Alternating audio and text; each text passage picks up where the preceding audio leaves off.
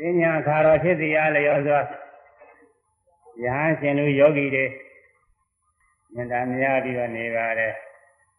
ယဟန်ပုဂ္ဂိုလ်တွေကလည်းဒုလဘတွေတော်များအားလုံးတန်ခါးလေးတရားနဲ့30ကျော်လောက်ရှိနေဒီမှာဒီနေ့က200လောက်နီးပါးရှိတရား40လောက်ရှိဘူးပြမျိုးသမီးယောဂီတွေလည်းအမှန်များပြီးတော့နေရာတိုင်းနေလည်းအမှန်ကြက်ပြီးတော့အားလုံးသိခံပြီးတော့နေကြမှဖြစ်မှာနေရာတိုင်းကတည်းကကျေတုံးနဲ့ပြစ်တော်ဘူး။ဒီနေ့သင်ညာခါတော်မှာတရားဟောဖို့ရတော့ရတိ7ပါးနဲ့စပ်ပြီးတော့ဟောဖို့ရစဉ်းစားထားပါတယ်။ဒီမှာကောင်းစဉ်နာမည်ပေးထားတဲ့ခွင့်သာတဲ့လုံလစိုက်တရားတော်ရတိ7ပါးကလွတ်ပြီးတော့ဘုရားမြောက်ဖြစ်တဲ့ဘုရုပါဒနာမခဏတော်ရတယ်ဆိုတာမြတ်စွာဘုရားသာသနာတော်မှာခွင့်သာတဲ့အခိုက်အတန့်မှာပဲအဲဒီခွင့်သာတဲ့ခိုက်တာမှာဒီနည်းတော့ကျင်းနေကျင်းတိုင်းတဲ့ကုသိုလ်တရားတွေပွားများကြဖို့ဒီပဲပြီးတော့ခွင့်သာတဲ့လုံလစိုက်တရားတော်လို့ဆောင်းမပေးထားပါတယ်။ခါတစ်ပါးမှာမြတ်စွာဘုရားကယဟန်တွေကိုအဲဒီဘုရုပါဒနာမခဏနဲ့စပ်ပြီးတော့မိန့်တော်မူပါတယ်။ခဏကိစ္စလောကခဏကိစ္စလောကတိဘိက္ခဝေအတုတဝါပုထုဇနောဘာဝတိသောသာခောနသနာတိခဏဝါအခဏဝါဧကဝေယံတို့လောကတိခဏကိစ္စအခွင့်သာတော်ခန္ဓာ၏အမှုကိစ္စကိုပြုလို့ရ၏လောကတိခဏကိစ္စအခွင့်သာတော်ခန္ဓာ၏ကိစ္စကိုပြုလို့ရ၏ဤတိဤတို့အသုတဝါအကျဉ်းဘုဒ္ဓတာမရှိတော်ပုထုဇနောလူများစုပုထုဇဉ်ပုဂ္ဂိုလ်သည်ဘာတတိပြောဆိုလျက်ရှိ၏ဟောတော်လည်းသောသတို့ပြောဆိုသောပုထုဇဉ်ပုဂ္ဂိုလ်သည်ကခဏဝါပြည့်လျော်သောခဏကို၎င်းခဏဝါခဏမဟုတ်သည်ကို၎င်းနာဇာနာတိမတိရပေလောကမှာပြောနေကြတယ်သုတမရှိတဲ့ပုဂ္ဂိုလ်ရဲ့အများကခဏကိစ္စအခွင့်သာတဲ့ခဏမှာကိစ္စပြုရတယ်အခွင့်သာတဲ့ခဏမှာကိစ္စပြုရတယ်ဒီလိုပဲပြောနေကြတယ်ဒါပဲမဲ့လို့အဲဒီလူများစုဟာ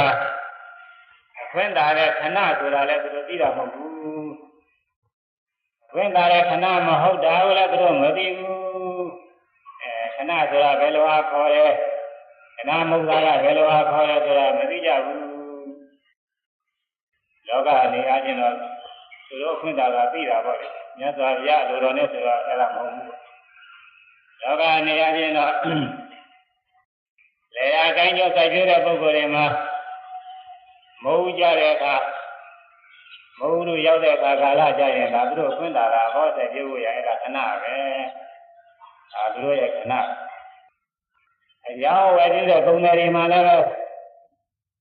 သူတို့ဆန်းဆန်းကုန်ပစ္စည်းတွေပေါ်လာတဲ့အခါကာလတွေမှာသူတို့ရဲ့ခဏပဲအခွင့်အာဏာတော့မှလွတ်လွတ်ရတာဒါကြောင့်ဒီကပြောတဲ့ဆိုရင်ရှိရတယ်လက်တာတော့မိုင်းနေတယ်ဒီကအခုကဲလို့မိတွေပါတွေကလည်းညာမထွန်းနိုင်ကြတော့ညခါကာလလာအားကိုးရတာနေတော့ဒီနေ့လုံးအလုပ်လုပ်နေရတာပါပဲညခါကာလမိမရှိတော့အလုပ်မလုပ်နိုင်ဘူးဒါတော့လက်တာတော့မှပဲလာရောက်မိပြီးတော့ဘိုင်းငင်ရတာအကြောင်းပြုပြီးလာတာတော့ဘိုင်းငင်ဆိုပြီးတော့ဒီကစကားသုံးတာဒါလည်းသူကခွင့်တာတော့ပြုရတဲ့ကိစ္စပါပဲဒီလိုကိစ္စတွေအများကြီးရှိပါတယ်ဒီတော့ကိုယ်ခွင့်ကာလအားလျော်စွာပြုတဲ့နေခါတွေပြုရတယ်အချိန်ကာလအားလျော်စွာပြုရတယ်သာရေးဆရာတွေမှာလည်းရှိတယ်လူချိန်ကာလအားလျော်စွာသင်လျော်တဲ့အကြောင်းအရာတွေရေးရတယ်အချိန်မီရေးပြီးတော့ထုတ်လိုက်လို့ရှိရင်ဖြစ်ရင်အဲဒီစာတွေစာဆောင်တွေစာအုပ်တွေအများကြီးတွင်ကျတယ်အချိန်လုံးသားမှဆိုရင်တော့အဲဒါတန်ဖိုးမရှိတော့ဘူးအဲဒါကြောင့်သူခွင့်ခါရတဲ့ကသူ့အချိန်ရတဲ့ခါကာလမှာကိစ္စကိုပြုရတယ်ဆိုတာလောကအနေအချင်းတော့လူကပုထုဇဉ်ပုဂ္ဂိုလ်တွေအများပုဂ္ဂိုလ်တွေကသိနာလဲနေပါရဲ့ဒါပေမဲ့မြတ်စွာဘုရားအလိုတော်တော့မသိဘူးပေါ့မြတ်စွာဘုရားအလိုတော်ကကိစ္စဆိုတာကဘာလဲကိစ္စဆိုတာကိစ္စကိုပြုလဲဆိုတာဘယ်လိုပြုရမှာလဲအဲဒီကိစ္စ ပြီးပါလေအခွင့်ခဏကပါလေဆိုတော့မြတ်စွာဘုရားလိုတော်တိုင်းဆိုရင်တော့အဲဒီလောကဟာတွေကမဟုတ်ဘူးလောကဟာတွေကတော့လောကစည်းဝါးရေးတွေနေနေစားရတော့ရေးအဲ့ဒါတွေနဲ့စပ်ပြီးတော့ပြောတာကိုအဲ့ဒါကိုမြတ်စွာဘုရားဒီမှာထုတ်ပေါ်ပြီးတော့ဟောတာပါလေခွင့်ခဏကြုံတဲ့အခါမှာကိစ္စကိုပြုရတယ်လို့များကပြောနေကြတယ်ကြားမြင်မရှိတဲ့လူများစုပုထုဇဉ်ပုဂ္ဂိုလ်တွေဟာအခွင့်ခဏကိုလည်းသူတို့မသိပါဘူးအခွင့်ခဏမဟုတ်တာကိုလည်းမသိပါဘူးလေအခုအခွင့်ခဏမဟုတ်တာနဲ့အခွင့်ခဏဟုတ်တာကိုမြတ်စွာဘုရားကဟောမယ်လို့ဆိုရည်ရွယ်ချက်နဲ့ဒီစကားကိုမိန့်တော်မူပါတယ်မြတ်စွာဘုရားသာသနာဓမ္မကျင့်ဝတ်နဲ့ဆိုလို့ရှိရင်ဒီစကားကအမှန်တန်အရေးကြီးပါတယ်လောကမှာသူ့ခွင့်ကာလသူ့ချိန်ကာလအားလျော်စွာအလုပ်လုပ်ပြီးတော့အကျိုးစီးပွားရတယ်လို့ပဲသာသနာနဲ့စပ်ပြီးတော့လည်းခွင့်ခဏကြုံတဲ့အခါကာလမှာကျင့်သုံးလို့ရှိရင်အကျိုးရှိပါတယ်မကျင့်သုံးရင်လည်းအကျိုးတွေဆုတ်ယုတ်သွားပါတယ်အဲကြောင့်မြတ်စွာဘုရားကဒီသုတ်ကိုဟောတော်မူပါတယ်အာတိမေဒိဋ္ဌဝေအခဏာအသမယဗြဟ္မစိယဝါသာယဒိဋ္ဌဝေယံတို့ဗြဟ္မစိယဝါသာယမြတ်သောအကျင့်ကိုကျင့်သုံးခြင်းဟာအခဏာအခွင့်ခဏမဟုတ်ကုန်သောအသမယချိန်ကမဟုတ်သောအရာတို့သည်ဤမေအထဤရှိပါတော့ပေ၏မြတ်သောအကျင့်ကိုကျင့်သုံးလို့ရအခွင့်ခဏမဟုတ်တာချိန်ခါမဟုတ်တာရှင်မျိုးရှိတယ်ယတ္တိရှိပါဆိုတာဒါတွေပဲယတ္တိရှိပါတမေထပဲရှိပါတော့နိမူဟာဣဒာဘိက္ခဝေတတ္တသောသာလောကေဥပ္ပနောဟောတိအရဟံသမ္မာသမ္ဗုဒ္ဓဝိသုသရဏသမ္ပန္နောတုတောလောကဝိတုနုတ္တပုရိသဓမ္မပါရတိသတ္ထာဒေဝမနုဿာနာဗုဒ္ဓဘဂဝါဓမ္မောသတေပိယတိဩပါဒမိကောပရိနိဗ္ဗာနိကောဩပါဒမိကောပရိနိဗ္ဗာနိကောအယံသပုဂ္ဂလောအယံသာပုဂ္ဂလောနိယဥပပန္နောဟောတိအယံဘိက္ခဝေပထမောအခနောအတမယောဗြဟ္မစိယဝါဒာယဘိက္ခဝေယံတို့ဣဒလောကေဤလောက၌သတ္ထာတောသမြတ်စွာဘုရားသည်လေဥပ္ပန္နောပွင့်ထွန်းတော်မူပြီးဟောတိဖြစ်၏မြတ်စွာဘုရားလည်းပွင့်နေပြီဘယ်လိုဘုရားတို့ဆိုအရဟံကိလေသာကင်းဝေးတော်မူသောအရဟံလူနာဇမတ္တဝါပေါင်းတို့ကုသိုလ်သူအခန္ဓာမူလိုက်တော်မြတ်စွာဘုရားအမတမောတော်သစ္စာလေးပါးထာရင်တော်တရားတို့ကိုသူဝါဒာနိမခမဲကိုဝိညာဉ်ဟောသွမ်းဖြင့်သုံးစားဖွေရှာသာသိမြင်တော်မူသောမြတ်စွာဘုရားသူဝါဒာနိမခမဲနဲ့သစ္စာလေးပါးမှန်တရားတွေကိုကိုယ်တော်တိုင်မှန်စွာသိတဲ့ဘုရားပဲဝိဇ္ဇာကရဏတမ္ပန္နောဝိဇ္ဇာခေါ်တဲ့ညာလူသုံးပါးညာလူရှိပါသရဏခေါ်တဲ့ခြေကကျင့်တရားတော်နဲ့ပြည့်စုံတော်မူသောမြတ်စွာဘုရားဝိဇ္ဇာသုံးပါးဝိဇ္ဇာ7ပါးဝိဇ္ဇာသုံးပါးဆိုတာပုဒ္ဓိအားပုဗ္ဗေနိဝါဒရှင်းကြီးကဖြစ်ခဲ့မှုတဲ့ဘဝဟောင်းနေပေါ်ပြန်ပြီးနိုင်တဲ့ဉာဏ်ပုဗ္ဗေနိဝါဒဉာဏ်ခေါ်တယ်အဲဒီဉာဏ်နဲ့ပြည့်စုံတယ်ဒိဋ္ဌာစကုပဂရိမျက်စိဖြင့်မမြင်နိုင်တဲ့အနည်းအဝေးအကုန်လုံးဒီလောကမှာရတဘာသောလောကမှာစัจ java လာမှာရတဘာသောစัจ java လာမှာရှိတဲ့မြတ်အသင်းနေသတ္တဝါတွေသိပြီးတော့ဘဝအဖြစ်ဖြစ်တာတွေအဲ့ဒါတွေကိုမြင်နိုင်တယ်ဒိဋ္ဌာစကုပဲရှင်ဒါလည်းပဲဖြစ်တယ်အာသဝခယညာနဲ့အာသောတရား၄ပါးတွေကိုညာကိုကြောင့်အာသောတရား၄ပါးတွေကိုစေနိုင်တဲ့အရဟတမညာကာရိဏတညာအရဟတမညာနဲ့ပြည့်စုံတော်မူတယ်ဒီအားပုရိယာနဲ့ပြည့်စုံတော်ပါလို့ဒီကဝေရဲ့တရေတွေကဆူတောင်းတာပုရိယာနဲ့ပြည့်စုံတော်ပါလို့ဘဝေနိဝါဒညာဒိဗ္ဗစက်ကုညာအသောဖျာညာနဲ့ပြည့်စုံတော်ပါလို့လို့ဆိုတာပဲသူတို့နဲ့တလုံးတော့ပေါ်တယ်အခုကာလမှာတလုံးသုံးတာလို့ပေါ့ရှိရတယ်သုံးတယ်ရှားပြီးရုပ်ကရှိရတယ်သူဒီအားတလုံးနဲ့သုံးတာနောက်ပြီးတော့ဝိဇ္ဇာ7ပါးဆိုတာကတော့ဝိမာဣစေပုဒ္ဓိအားဝိမာဣတိစေပုဒ္ဓိအားဆိုရှင်းခုရှိတယ်ဝိကဝိပဿနာဉာဏ်မာရမနောမြေဉာဏ်နဲ့မနောမြေဆိုတာလည်း ဖန်ဆင်းတာပါပဲပုံတူဖန်ဆင်းနိုင်တယ်တဲ့မိမိယုံနဲ့တစ်ထပ်တည်းတူအောင်ဖန်ဆင်းတယ်ဤကအေရိဝိဒညာဗာမညာရိုးရိုးမျိုးမျိုးတူတွေဖန်ဆင်းနိုင်တယ်စေယစေတောပရိယညာဒီဘာစိတ်ကိုသိနိုင်တဲ့ဝိမာဤစေပုပုကပုဂ္ဂိုလ်ဒီပါလားခဏညာတယ်ဤကဝိမာဤဒီဒီခုကြတော့ဒီကဒိဗ္ဗသောတညာဒီနားနဲ့မကြားနိုင်တဲ့အလားနေဟူတယ်မြတ်ဤလောကကရဲ့တဘာဝလောကကရဲ့စัจ java လာပဲတဘာဝစัจ java လာရဲ့အပန်းဒီဟူတယ်မြတ်ကိုနားထောင်လို့ရှိရင်စိတ်နဲ့နားထောင်တာပေါ့ကြားနိုင်တယ်ဒိဗ္ဗသောတကဒီမာဤဒီစေတောပရိယဒီမှာစေပုဒီအာရခဏဥစ္စာကိုဝိနိပါဒဒိဗ္ဗစေအာသောခေယညာပေါင်းလိုက်လို့ရှိရင်စေကုအဲဒီအထူးပြီးတဲ့ဝိဇ္ဇာညာ7ပါးနဲ့လည်းမြတ်စွာဘုရားပြည့်စုံတော်မူတဲ့သရဏက35ပါးတဲ့ဒါတွေကတော့မြင်ရတယ်15ပါးကတော့သရဏက35ပါးဒီလိုကောင်းတရား9ပါးအဲဒါဒီအိမ်ဘောဇာဒီအိမ်ဘောဇာဒီသီလပါတိမောဟသံဃာသီလအိမ်ကအိန္ဒိယသံဃာသီလဘောကဘောဇနေမတ္တညုတ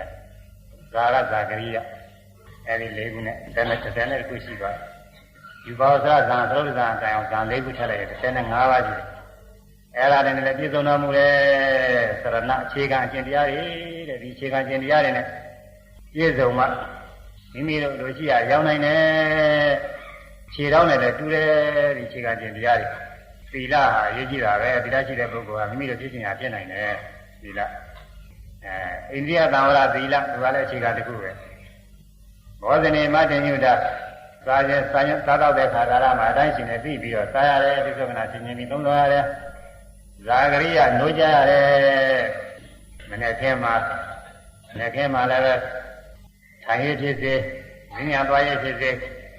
နိဝရဏတရားတွေသုတ်သင်နေရမယ်စိတ်ကိုစင်ကြယ်စေရမယ်နိဝရဏတရားတွေမရှိအောင်အားထုတ်နေရဘူးယောဂီတွေအားထုတ်နေတယ်လို့ပဲနေလည်းခင်းလည်းဒီတိုင်းပဲညနေခင်းလည်းဒီတိုင်းပဲထိုင်ရဖြစ်စေဉာဏ်သွားရဖြစ်စေနိဝရဏတရားတွေမူတာသုတ်သင်နေရမယ်ညာဝိရနဲ့ဒီတိုင်းပဲအားထုတ်နေရမယ်၎င်းရံကြတော့ပြင်ကျမ်းမာရေးရအောင်လို့၄နာရီလောက်တော့ပြင်ကျင်းဆက်အိပ်ဆက်ပြီးတော့မနဲ့စောတော့ထပြီးတော့2နာရီလောက်ကနေထပြီးတော့အဲ့ဒီမှာဇာဂရိယညှိုးကြမယ်တဲ့ညှိုးစသက်မဲ့ညှိုးနေရောမဟုတ်ဘူးအဲ့ဒီလိုပဲစိတ်မြေပြေစိတ်ကိုတားကုသိုလ်စိတ်ကိုတားမြစ်တတ်တဲ့နိဝရဏတရားတွေသင်ကြအောင်လို့အားထုတ်နေရမယ်သမထဘာဝနာနဲ့ဖြစ်စေဥပဒနာဘာဝနာနဲ့ဖြစ်စေနှလုံးသွင်းအားထုတ်နေအခုယောဂီတွေအားထုတ်နေတယ်လို့ပါပဲ။ဒါကလည်းမြတ်စွာဘုရားပြည့်စုံတဲ့ဇာဂရိယနှိုးကြမှု။နောက်ကိုသူတော်ကောင်းတရား9ပါးသရတိဟိဥဒ္ဒဝဘာဝတ္တဝိရိယပညာဆိုတဲ့သူတော်ကောင်းတရား9ပါးနောက်ပြီးတော့ဇန်4ပါးပထမဇန်ဒီတဲ့ပြန်သုဇန်4ပါးဒါတွေပြောနေလို့ရှိရင်အချိန်ကြားနေ။အဲဒီဝိဇ္ဇာ3ပါးဝိဇ္ဇာ7ပါးသရဏ15ပါးဆိုတဲ့တရားတို့တရားများတွေနဲ့မြတ်စွာဘုရားပြည့်စုံတော်မူတယ်။အဲဒီလိုမြတ်စွာဘုရားပွင့်နေပြီ။ဒီတရားတွေကနည်းနည်းရှိတာကိုတော့ဒီတရားရဲ့ဂုဏ်တွေပေါ်ပြတာလောကမှာကိုယ်ဘာသာနဲ့ကိုယ်ဘုရားနဲ့ကိုယ်တော်ဘုရားတွေအတိအကျရှိကြတာပဲအဲဒီဘုရားတွေကခုပြောတဲ့ဂုဏ်တွေတစ်ခုမှရှိတာမဟုတ်ဘူးအရဟံကိလေသာကင်းတယ်ဆိုတာလည်းမရှိဘူးတော့ဘာမှမရှိဘူးသမ္မာသမ္ဗုဒ္ဓအလုံးစုံသောတရားတွေကိုကိုယ်ပဲဉာဏ်ဖြင့်မှန်ကန်စွာသိရဆိုတာလည်းအဲ့ဒါလည်းမရှိဘူးဝိဇ္ဇာညာ3ပါးဝိဇ္ဇာ7ပါးသရဏ15ပါးနဲ့ပြည့်စုံတဲ့ဆိုတဲ့ဂုဏ်နဲ့သူအဲ့ဒီတရားတွေမှာမရှိဘူးသူပဲတော့ကောင်းသောစကားကိုဆိုတော်မူတာလည်းမြတ်စွာဘုရားကောင်းသောစကားကိုဆိုတော်မူတာသည်ဘယ်လိုကောင်းတဲ့စကားတော့ဆိုလို့ရှိရင်ဟုတ်မှန်ရဲ့အကျိုးရှိတဲ့စကားအဲ့ဒီလိုစကားကိုပြောဆိုတော်မူတာသည်မဟုတ်မမှန်ဘူးအကျိုးမရှိဘူးဆိုရင်အဲ့ဒီစကားက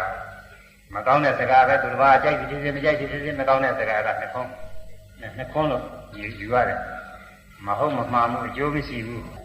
အဲတော့သူတစ်ပါးကကြိုက်တာလည်းရှိတယ်မကြိုက်တာလည်းရှိတယ်သူတစ်ပါးကြိုက်တာမကြိုက်တာနဲ့ဆွဲလိုက်တော့စကားနှစ်ခွန်းရဟုတ်မှန်တယ်အကျိုးမရှိဘူးတဲ့ဟုတ်တော့ဟုတ်ရဲ့အကျိုးမရှိဘူးဒီလိုစကားတွေလည်းရှိတယ်ဟုတ်ပေမဲ့အကျိုးမရှိတဲ့စကားပြောလို့လည်းကားပဲ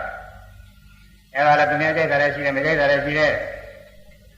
ဒီလိုစကားလည်းပဲမပြောဘူးတဲ့မပြောကောင်းတဲ့စကား၄ခုဟုတ်မှန်ပြီးတော့အကျိုးရှိတဲ့စကားသူများကြိုက်တာလည်းရှိတယ်မကြိုက်တာလည်းရှိတယ်ဟုတ်မှပြီးအကျိုးရှိပေမဲ့လို့တချို့ကအဆုံးမဩဝါဒပေးတဲ့စကားတချို့ကတဲမကြိုက်ဘူးမနာကညင်တချို့ကလည်းကြိုက်ပါတယ်ဟုတ်မှပြီးအကျိုးရှိတဲ့စကားတဲ့အဲ့ဒါဘယ်လိုကြိုက်သည်ဖြစ်စေမကြိုက်သည်ဖြစ်စေ ပြောတဲ့အခါပြောရတယ်တဲ့မြတ်စွာဘုရားကလည်းအဲဒီလိုစကားကိုပြောပါတယ်ဟုတ်မှန်ပြီကြိုးကြည့်လို့ရှိရင်ပြောတဲ့အချိန်မှာပြောတယ်အများကြီးမကြိုက်တာလည်းရှိတာပဲအများကြိုက်တာလည်းရှိတာပဲကြိုက်တာမကြိုက်တာဗราဏမဟုတ်ဘူးဟုတ်မှန်ပြီအကျိုးရှိတာကဗราဏနောက်ပြီးတော့ပြောတဲ့အခါလည်းဖြစ်အောင်အခါကာလကလည်းမပြောတဲ့အခါဆိုရင်လည်းမပြောအောင်လေစကားအားကြောင့်သူကတော့ကျိုးရှိဟုတ်မှနတန်တော်စကားကောင်းလို့သာပြောဆိုတော်မူရပါပေပြီကျိုးရှိဟုတ်မှပြီးကျိုးရှိတဲ့စကားအဲဒီလိုစကားကပြောရတဲ့ဆရာအကျိုးမရှိဘူးမဟုတ်မှဘူးဆိုရင်အဲဒီလိုစကားမျိုးမပြောဘူးဟုတ်မှမယ်လို့အကျိုးမရှိရင်လည်းမပြောဘူးအကျိုးလည်းရှိရမယ်ဟုတ်မှရမယ်ဟုတ်မှပြီးအကျိုးရှိရမယ်အဲဒီလိုစကားမျိုးပြောတယ်တဲ့ဒါလည်းပြောနေတဲ့အခါမှာပြောပါတယ်ဒါကသိပြောတာမဟုတ်ပြောတဲ့အချိန်ကြာမှပြောတယ်အဲဒီလိုကုန်နဲ့ပြည့်စုံတဲ့ဖရာပွင့်နေပြီတဲ့လောကကြီးလောကကြီးကြောင့်ရလုံးစုံကိုသင်သိမြင်တော်မူပေသောမြတ်စွာဘုရားလောကကြီးကြောင့်ရလည်းကုန်သိတဲ့မြတ်စွာဘုရားအနုတ္တရောအလွန်ကဲအထူးမြတ်ဆုံးဖြစ်တဲ့မြတ်စွာဘုရားတဲ့သီလဂုဏ်သမာဓိဂုဏ်ပညာဂုဏ်မုဒ္ဒိဂုဏ်မူဉာဏတဂုဏ်သူပါတဲ့သူကဲတဲ့ဒီဂုဏ်တွေနဲ့ပြည့်စုံတော်မူတဲ့အတွက်ကြောင့်တလောကလုံးတဲ့သူကဲမြင့်မြတ်တဲ့မြတ်စွာဘုရားပဲပုရိသဓမ္မတာလည်းထိဆုံးမလိုက်တဲ့ပုဂ္ဂိုလ်တွေကိုကျင့်ကြည်အောင်ဆုံးမရတဲ့မြတ်စွာဘုရားတဲ့ဆုံးမလိုက်တဲ့ပုဂ္ဂိုလ်တွေကျွတ်တင်ကျွတ်ထိုက်တဲ့ပုဂ္ဂိုလ်တွေမြတ်စွာဘုရားသွန်သင်ဆုံးမတော်မူပုဂ္ဂိုလ်တွေလည်းဆုံးမတာပဲနတ်တွေလည်းဆုံးမတာဘလူတွေလည်းဆုံးမတာပဲတိရစ္ဆာန်တွေလည်းဆုံးမတာပဲမြတ်စွာဘုရားအဲဒီလိုဆုံးမရတဲ့လူပုဂ္ဂိုလ်တွေမှာလည်းကြံတန်းကြိုင်တဲ့ပုဂ္ဂိုလ်တွေရှိတယ်မြတ်စွာဘုရားတောင်မှလာပြီးဝါရတွေကြိုင်တဲ့ပုဂ္ဂိုလ်ရှိတာကိုဘုရားနဲ့ဝါရကြိုင်တဲ့ပုဂ္ဂိုလ်တွေရှိသစ္စကပြပိုက်ကြီးဆိုတာအနတ်သင်ကြတာပါသူကအဲဒီလိုပုဂ္ဂိုလ်တွေလည်းညီကြီးသိမ်မှုတော်မြတ်စွာဘုရားဆုံးမရတဲ့နတ်ဘလူတွေကလည်းပဲအာလာဝကဘလူဆိုတာအမှန်ကြားတဲ့ဘလူကြီးဘောအဲ့ဒါလည်းပဲညီကြီးသိမ်မှုတော်မြတ်စွာဘုရားဆုံးမတဲ့ဒီပြင်ဘလူတွေလည်းရှိပါတယ်မြတ်စွာဘုရားဆုံးမဗြဟ္မာထဲမှာတောင်မှဗကဆိုတဲ့ဗြဟ္မာကြီးကသူအထင်ကြီးပြီးတော့နေတာအဲ့ဒါသူလည်းပဲမာနာကြီးပြီးတော့ထောင်လွှားနေတယ်ဗြဟ္မာကြီးအဲ့ဒါလည်းယဉ်ကျေးသိမ်မှုတော်မြတ်စွာဘုရားဆုံးပါတယ်တိရစ္ဆာန်တွေထဲမှာလည်းပဲနာလာဂီဆိုတဲ့ဆင်ကြီးဒေဝရနဲ့သူ့ရဲ့ဓာကြီးတွေကအရက်တိုက်ပြီးတော့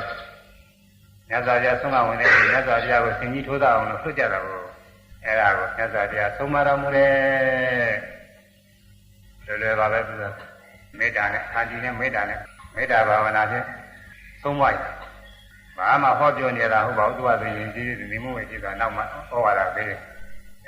မကောင်းတဲ့မှုတွေမပြုဘူးရသုံးမှရင်ကြည့်တာကအဲ့ဒါလူယောက်ျားနတ်ယောက်ျားတိရစ္ဆာန်ယောက်ျားရင်ကြည့်သိမှုအောင်သွန်သင်ဆုံးမတော်မူနိုင်တဲ့မြတ်စွာဘုရားပဋ္ဌာဒီဝမနုဿာနာနလူတို့ဤတူဤသောဆရာများအဖြစ်ဖြစ်တော်မူပေတဲ့မြတ်စွာဘုရားလူရည်နတ်တွေမှာအားလုံးအတွက်အကျိုးများအောင်မြတ်စွာဘုရားပွင့်လာအားလုံးအတွက်အကျိုးများအောင်မြတ်စွာဘုရားသွန်သင်ဆုံးပါတယ်တချို့သောပုဂ္ဂိုလ်တွေကတော့အယူတွေဆွဲတွေတွဲပြောနေလို့ဘုရားကမကြည်ညိုနိုင်တာတွေလည်းရှိတာပေါ့လေဒါပေမဲ့လို့သူကလည်းသူတို့မြတ်စွာဘုရားကတော့အကုန်လုံးအတွက်ဘုံနဲ့ဆုံးမဖို့ရပွင့်ထုတ်ပေါက်လာတဲ့မြတ်စွာဘုရားအားလုံးသောလူနာမြမသတ္တဝါတို့ဤတူဤသောဆရာများဖြစ်ဖြစ်တဲ့မြတ်စွာဘုရားဗုဒ္ဓတရားလုံးစုံအကုန်စင်ပြီးတော်မူပေတဲ့မြတ်စွာဘုရားဘဂဝါဘုံတော်နာနာကံတော်နာနာညာတော်နာနာတကောတော်နာနာတို့နဲ့ပြည့်စုံတော်မူသောမြတ်စွာဘုရားအဲဒီတော့မြတ်စွာဘုရားပွင့်နေပြီတဲ့မြတ်စွာဘုရား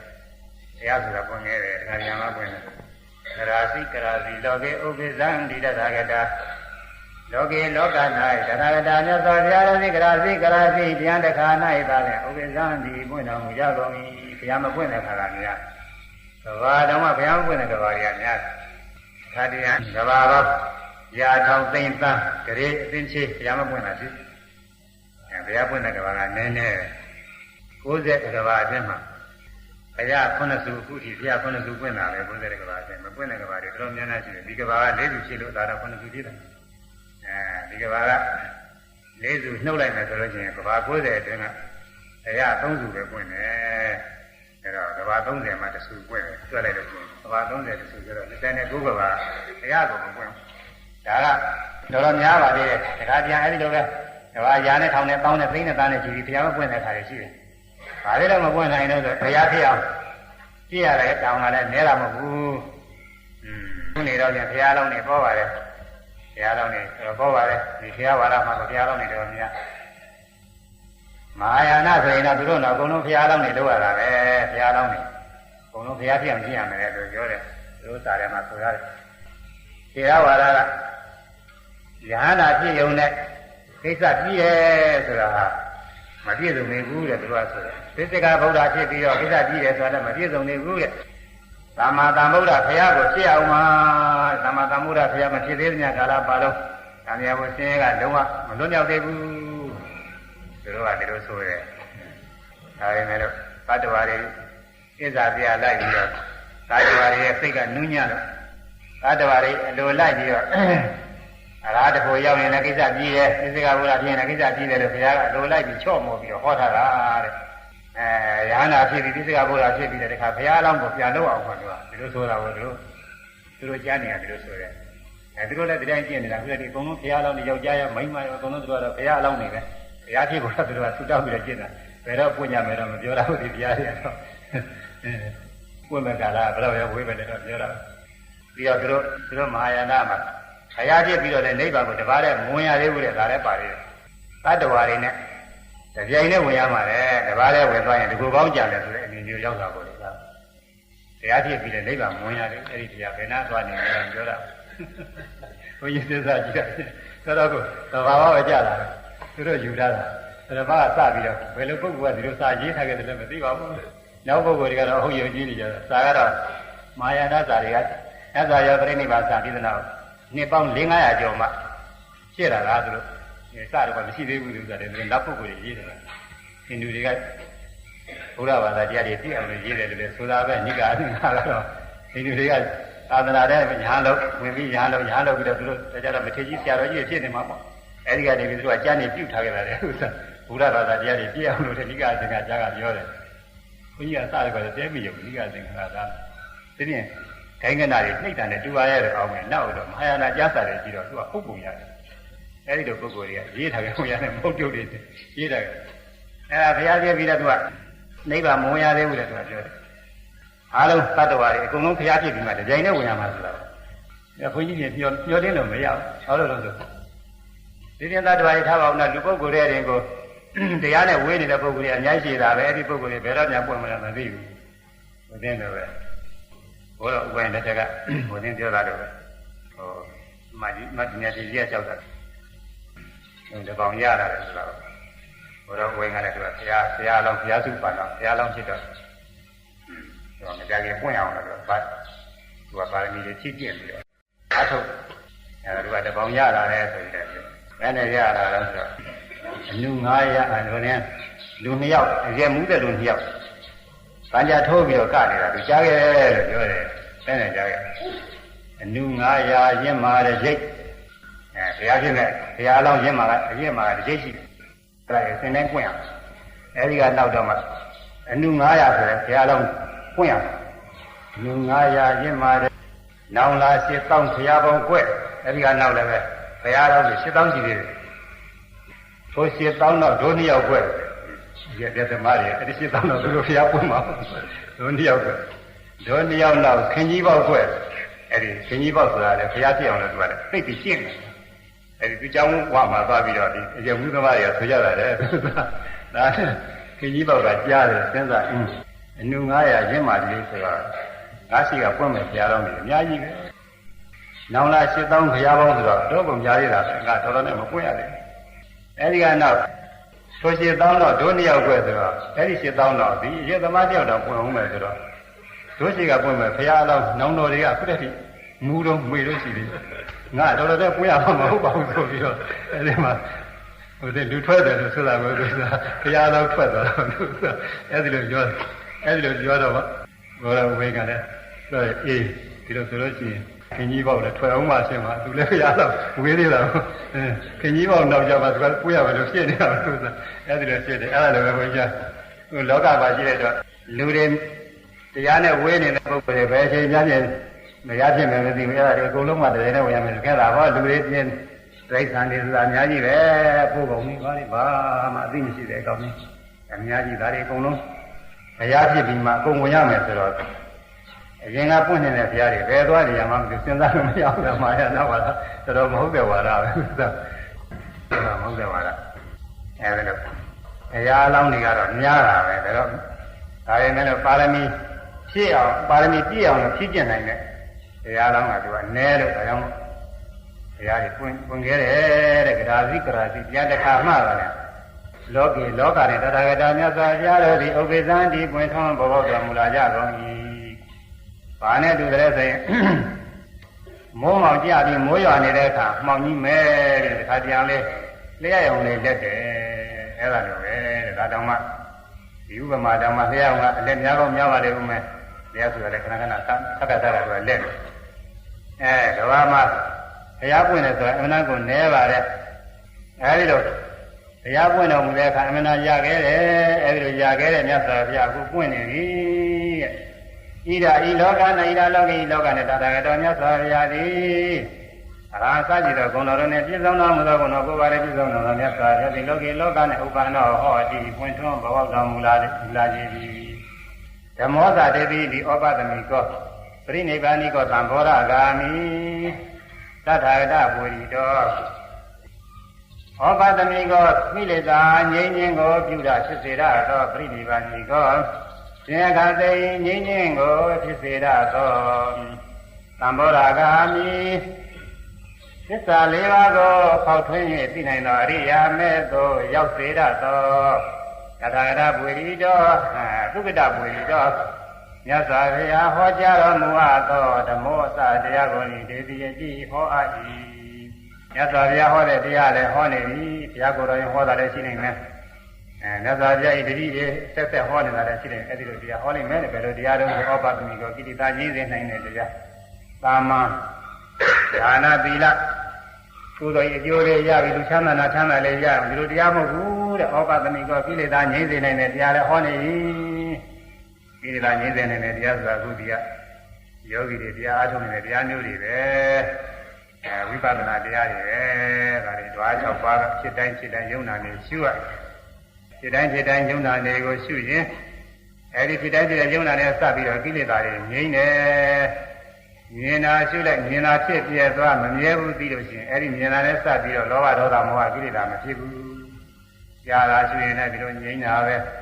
နာနာရစားတာသိရှိတာကိုယ်တာဆန္နာထိုင်တာထတာ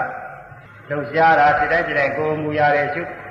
အဲဒီကိုယ်မူရတဲ့နဲ့စပြီးတော့လေလောဘဒေါသမောဟကိလေသာမဖြစ်ဘူးသိကုစဉ်းစားမှုကြာစီမှုတွေရှုအဲဒါတွေဖြစ်တိုင်းရှုဖြစ်တိုင်းလောဘဒေါသမောဟတွေငြိမ်းတယ်ဝေဒနာတွေရှုဒုက္ခဝေဒနာဒုက္ခဝေဒနာဥပိ္ပခဝေဒနာတွေ